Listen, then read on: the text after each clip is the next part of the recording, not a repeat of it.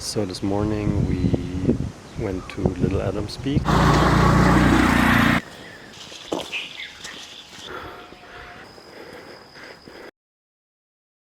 Now we're gonna check out some waterfalls.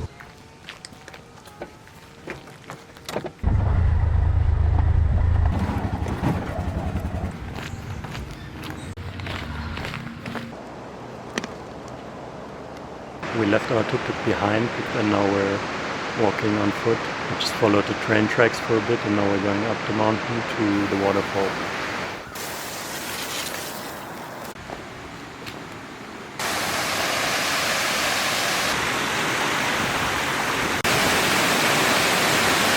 We made it to the waterfall. It was a little bit not too easy to find the path, but then some locals showed up and showed us the way.